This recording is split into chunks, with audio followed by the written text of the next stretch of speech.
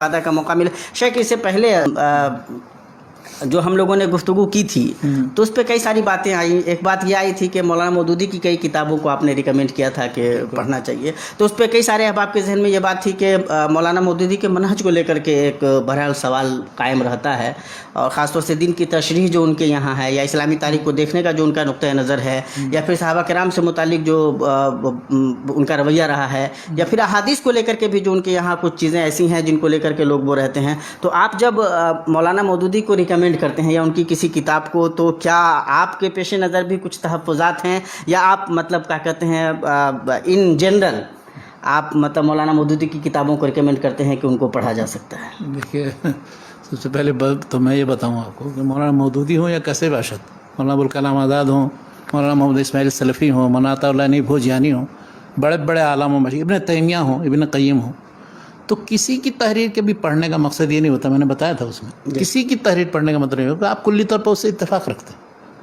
आप अपनी अक़ल इस्तेमाल कीजिए, समझ इस्तेमाल कीजिए, दलाल की रोशनी में उसको परखिए, जांचिए और तनकीद कीजिए। तो ये सलाहियत पैदा होनी चाहिए आपके अंदर। ये नहीं कि हम हद बंदी कर देंगे, बस फलां फलां को पढ़ना है, फलां फलां को नहीं पढ़ना। ये मनहज बिल्कुल ही गलत है। ये इस बात पर दलालत करता है कि जिस मनहज पर कोई शख्स कायम है वो मनहज बहुत कमज़ोर है, कि किसी शख्स को पढ़ने की वजह से ज़्यादा ढुलमुल हो जाएंगे।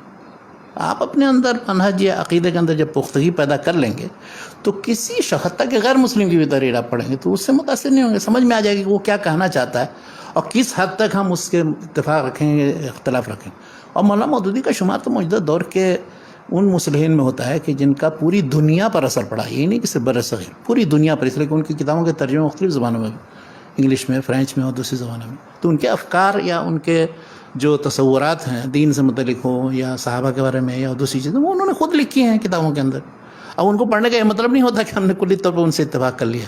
मकसद ये है कि उनके नज़रियात या तसव्वुरात क्या हैं, उनका जो बुनियादी फ़िक्र है कि इस्लामी खिलाफत या हुकूमत कायम करना चाहिए मौजूदा दौर में, और उसके लिए उन्होंने पूरी ज़िंदगी जो जद्दोजहद की है, उसके जो तसव्वुरात दिए वगैरह, और दीन की जो तशरीह की उन्होंने, तो ये एक तसव्वुर है कि जिसके मुताबिक उन्होंने जमात कायम की, उसके बाद फिर ग्रुप था, दावती काम किए और मुख्तलिफ बहुत सी चीज़ें हैं इसमें।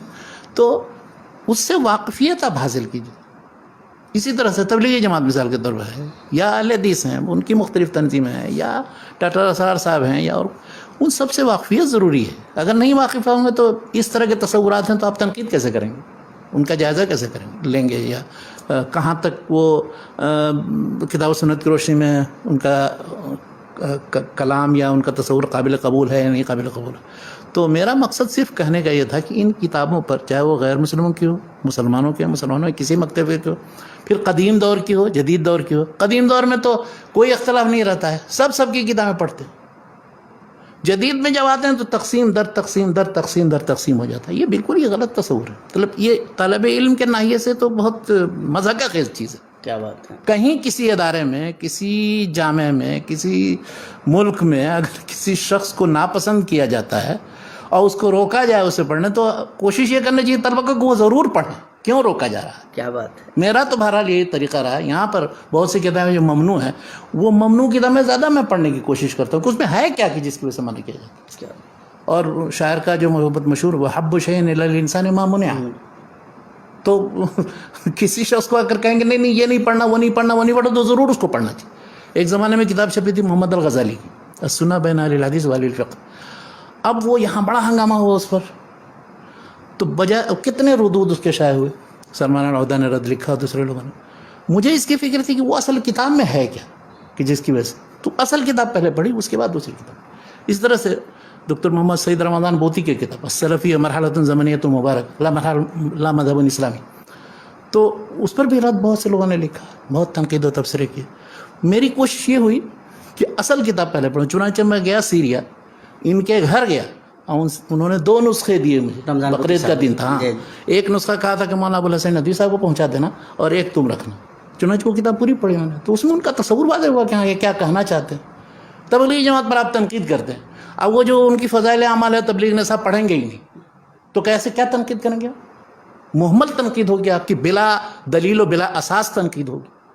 तो इसलिए कहता हूँ कि जो शख्स भी दाई है या मुफक्किर है या तालिब इल्म है, तो तालिब इल्म का तो काम होता है तलब इल्म, तजस्सुस। جو شخص تجسس نہیں کرے گا وہ طالب علم میرے نزدیک نہیں. جو شخص کھوج نہیں لگائے گا کہ پورے ذخیرے تراث میں یا موجودہ دور میں کیا کیا کس طرح کے رجحانات ہیں, تو اس وقت اسے طالب علم نہیں کہا جاتا ہے. اس کو وہ تطعیم جیسے ہوتی ہے یا بچے کو کھلایا جاتا ہے, ڈوز دیا جاتا ہے, اس کو نہیں کچھ پتا ہے کہ ہمیں کیا ہے, تو وہ بچے کے مرحلے میں ابھی اس کا ذہن پختہ نہیں ہوا ہے, بالغ بھی نہیں ہوا, پختہ ہونا تو دور کی بات.